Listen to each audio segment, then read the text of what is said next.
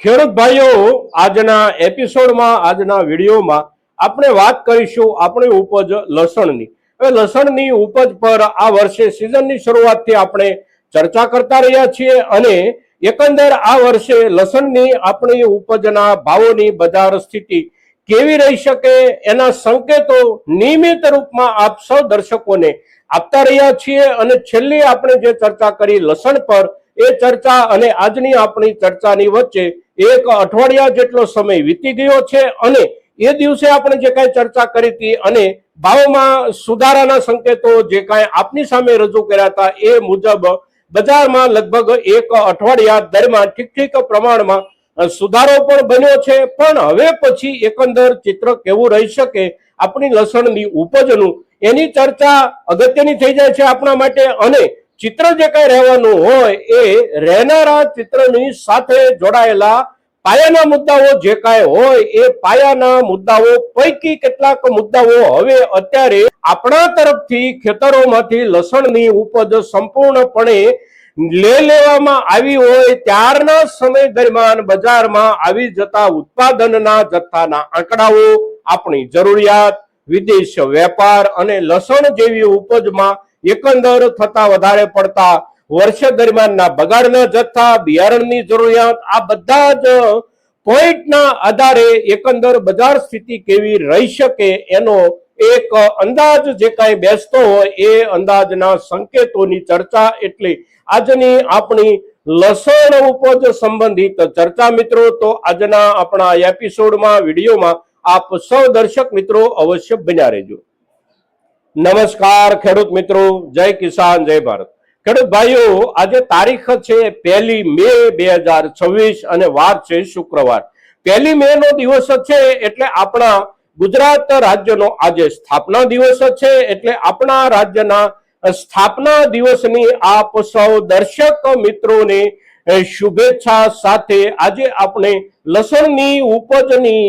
ચર્ચાની શરૂઆત કરીએ તો વર્તમાન બજાર ભાવ તરફ એક નજર નાખીએ. એટલે આપણે છેલ્લી જે ચર્ચા કરી હતી એ ચર્ચા અને આજના દિવસની ચર્ચાની વચ્ચેના વીતેલા અઠવાડિયા દરમિયાન આપણા લસણના બજાર ભાવના લેવલમાં સુધારો જે કાંઈ બન્યો છે એ સુધારા પર એક નજર નાખીએ. એટલે એ દિવસોમાં લગભગ 600 કે 625-50 રૂપિયાના ભાવથી આપણે જે લસણ વેચતા હતા આ લસણના ભાવોમાં લગભગ 50 થી 55 રૂપિયા 20 કિલોના હિસાબથી સુધારો મળ્યો છે. ત્યાર પછી 800 થી 1000 રૂપિયા વચ્ચેના ભાવો જે કાંઈ એ દિવસોમાં હતા એ દરજ્જાના લસણના ભાવોમાં સુધારો એટલે 20 કિલોએ 70 થી 80 રૂપિયા. અને એ જ પ્રમાણે ઉત્તરોત્તર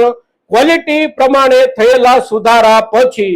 સારામાં સારી ક્વોલિટી એટલે કે best, extra super best quality આપણી બજારમાં એ દિવસોમાં જે કાંઈ વેચાતી હતી એના ભાવનું લેવલ જે કાંઈ 1750 થી લઈ અને 2000 રૂપિયા આસપાસનું હતું એ અત્યારે લગભગ 250 થી 300 રૂપિયા જેટલા ભાવ વધારા સાથે પહોંચી ગયું છે. 2100 થી લઈ અને 2200 રૂપિયા સુધીના ભાવો આપણા ગુજરાતના જ માર્કેટિંગ યાર્ડોમાં એક્સ્ટ્રા સુપર બેસ્ટ ક્વોલિટીના લસણના પહોંચી ગયા છે ગઈકાલના દિવસના હિસાબથી. હવે એની સામે મુખ્ય વાવેતર વિસ્તારો જે કોઈ છે ત્યાં દેશી લસણ જે કાંઈ છે એના ભાવનું લેવલ એટલે એક્સ્ટ્રા સુપર બેસ્ટ ક્વોલિટીમાં 20 કિલોનો ભાવ 2500 રૂપિયાથી લઈ અને લગભગ 2700-2750 રૂપિયા સુધી પણ આપણા ખેડૂતો દેશી લસણની ક્વોલિટી વેચી રહ્યા છે. હવે એ સિવાયના ખાસ કરીને ઊંટી જેવી ક્વોલિટીના ભાવો ત્યાં જે કાંઈ છે એ ભાવો સાથે આપણને કોઈ સંબંધ એટલા માટે નથી કે આપણે ઊંટી લસણનું વાવેતર જ નથી કરતા એટલે આપણી પાસે એની ઉપજ નથી હોતી. પણ આપણા દેશી લસણમાં ભાવોનું લેવલ અહીંયા સુધી આ બજારોમાં પહોંચ્યું છે અને આપણા બજારોમાં એના કરતા જે કાંઈ 15%, 12%, 17% કે 20% સુધી નીચે ભાવો રહી જતા હોય એ રહી જવાના કારણોની પણ આપણે ચર્ચા પાછળના દરેક એપિસોડમાં જ્યાં જ્યાં જરૂર હતી ત્યાં અવશ્ય કરી ગયા છીએ. પણ આટલો ફરક હોવા છતાં પણ એકંદર આપણા બજારોમાં પણ ભાવોનું લેવલ અત્યારે સારામાં સારું છે. હવે આગળના દિવસોમાં શું થઈ શકે તો સિઝનની શરૂઆતથી જ આપણે જે ચર્ચા કરતા રહ્યા છીએ એ ચર્ચા એવી હતી કે એકંદર આ વર્ષમાં લસણની ઉપજ જે કાંઈ મળવાની શક્યતાઓ કે સંભાવનાઓ હોય એ ગયા વર્ષની સરખામણીમાં બહુ મોટા પ્રમાણમાં વધારે ઉપજ મળી જવાની શક્યતા નથી, એટલે ભાવો સુધરતા અવશ્ય રહેશે. હવે સુધરતા ભાવો રહેવાના જે કાંઈ હોય એ સુધરતા ભાવોની ગતિ અને સુધરતા ભાવોમાં આવતા વધારાના ઊંચા નીચા આંકડાઓનો આધાર રહેતો હોય છે. બજારમાં આપણા તરફથી આવકો કેટલી થતી રહે છે. તો છેલ્લા લગભગ 3 અઠવાડિયાથી આપણે જોઈએ તો મુખ્ય વાવેતર વિસ્તારોમાં નિરંતર ઘટતી જતી આવકો પછી સુધારો સારી રીતે બની રહ્યો છે, અને ગયા અઠવાડિયા દરમિયાન અને આ અઠવાડિયાના છેલ્લા દિવસો દરમિયાન જે કાંઈ આવકોમાં નોંધપાત્ર ઘટાડો થયો, એ થયેલા નોંધપાત્ર ઘટાડાની અસરની છે વધારે પ્રમાણમાં આપણને સુધારો ભાવોમાં જોવા મળ્યો છે. અને એનું કારણ એટલે ઘટી ગયેલી આવકો લસણની આપણા મુખ્ય માર્કેટિંગ યાર્ડો એટલે કે મુખ્ય વાવેતર વિસ્તારના માર્કેટિંગ યાર્ડોમાં. હવે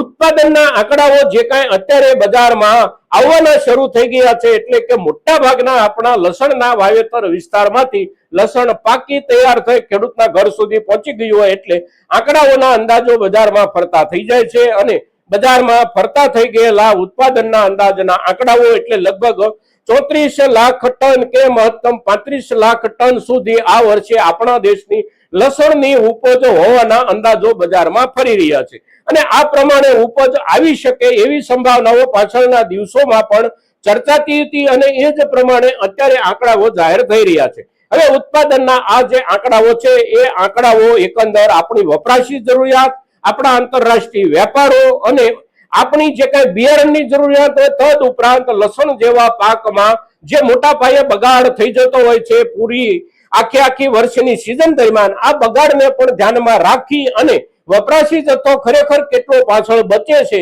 એ બહુ મહત્વનો મુદ્દો થઈ જાય છે. એટલે આપણે વપરાશ તરફ એક નજર નાખીએ તો આપણા દેશની પોતાની જે લસણની વાર્ષિક વપરાશ છે એ વાર્ષિક વપરાશ એટલે લગભગ આ વર્ષમાં 24 લાખ ટન થી લઈ અને 25 લાખ ટન લસણ આપણા દેશની ખાદ્ય જરૂરિયાત માટેનો જથ્થો માનવામાં આવે છે, અને આટલી આપણી જરૂરિયાત અવશ્ય રહેશે આ વર્ષમાં. ત્યાર પછી આંતરરાષ્ટ્રીય વેપારમાં કેટલી જરૂરિયાત ગણાય અને આપણો કેટલો વેપાર છે આંતરરાષ્ટ્રીય બજારમાં, એટલે કે આપણે નિકાસ કેટલી કરીએ છીએ લસણની, તો લસણની આપણી જે નિકાસ છે એ નિકાસનો આંકડો મોટા ભાગે આંતરરાષ્ટ્રીય બજારના ભાવોના આધારે ચાલતો હોય છે. વધઘટ જે કઈ થાય એ આંતરરાષ્ટ્રીય બજારમાં શું ભાવ ચાલે છે અને આપણા દેશમાં શું ભાવ ચાલે છે, સાથે સાથે કેવી ક્વોલિટી છે. એટલે લગભગ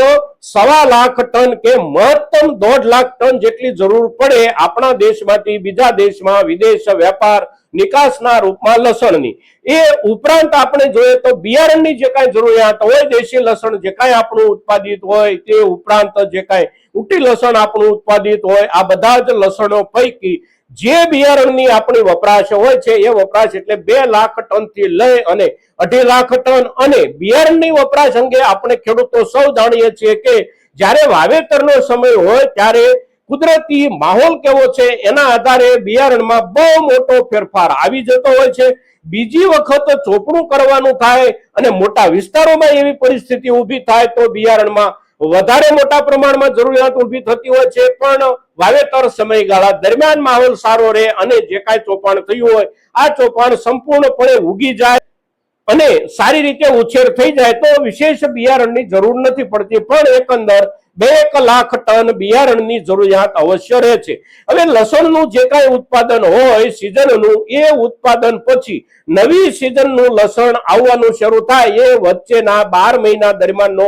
જે કાંઈ સમયગાળો છે આ સમયગાળા દરમિયાન સચવાયેલું લસણ જ્યાં પણ હોય, પછી આપણા ખેડૂત પાસે હોય તો પણ ભલે, સંગ્રહ કરનારા વેપારીઓ પાસે હોય તો પણ ભલે, છૂટક વેપાર કરનારા નાના મોટા વેપારીઓ પાસે હોય તો પણ ભલે, અને પ્રસંસ્કરણ ઇન્ડસ્ટ્રીઝ એટલે કે લસણમાંથી જુદી જુદી ચીજ વસ્તુઓ તૈયાર કરનારા ઉદ્યોગો હોય કે લસણના ડિહાઇડ્રેશન પ્લાન્ટ્સ જે કાંઈ ચાલે છે એ ઉદ્યોગ પાસે લસણ જે કાંઈ હોય, આ દરેક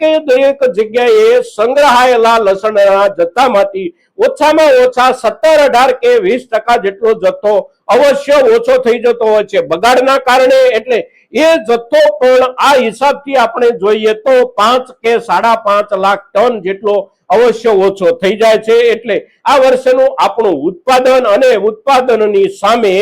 જે કાંઈ વપરાશ હોય, બગાડ હોય, આ બધું મળી અને આંકડો લગભગ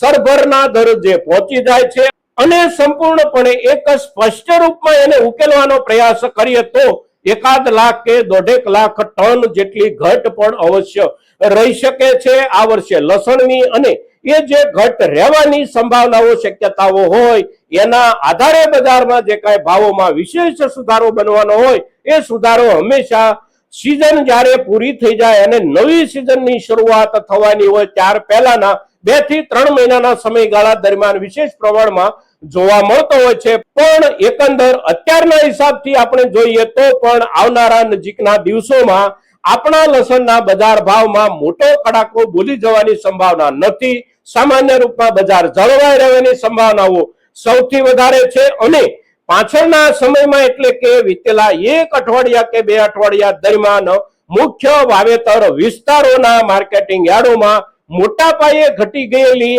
આવકો જો એ જ પ્રમાણે ઘટતા દરજ્જે હજી પણ જળવાઈ રહે તો સુધારો પણ અવશ્ય બની શકે છે અને સુધારાનું લેવલ ઠીક પ્રમાણમાં આગળ પણ વધી શકે છે. એટલે આપણી પાસે લસણની જે કાંઈ ઉપજ આ વર્ષની છે એ ઉપજ પાસેથી આપણે આવનારા સમયમાં અવશ્ય સારામાં સારા ભાવ લાભની અપેક્ષા રાખી શકીએ છીએ. એને કેવી રીતે સાચવી શકીએ છીએ આપણે અને સાચવવા દરમિયાન એને કેટલી સારી રીતે આપણે ક્વોલિટીના હિસાબથી સંભાળી શકીએ છીએ એના આધારે આપણને વિશેષ પ્રમાણમાં પણ ભાવ લાભની શક્યતાઓ અને સંભાવનાઓ બને છે. ત્યારે આપણા લસણની ઉપજને આપણે આ પ્રમાણે અત્યારે મૂલવી અને આ સમયમાં વેચવા માંગતા હોઈએ તો સમય અવશ્ય સારો છે અને સાચવવા માંગતા હોઈએ તો આવનારો સમય પણ ભાવ લાભના હિસાબથી અવશ્ય સારો હશે. મિત્રો, તો આજના દિવસે આપણી લસણની ઉપજ સાથે જોડાયેલા તમામ મુદ્દાઓની જ્યારે વિસ્તૃત ચર્ચા આપણે કરીએ છીએ ત્યારે આપણી આ ચર્ચા મહત્તમ ખેડૂતો સુધી પહોંચે એ ખૂબ જરૂરી છે અને એને માટે આપ સૌના પ્રયાસોની અપેક્ષા સાથે જય કિસાન, જય ભારત.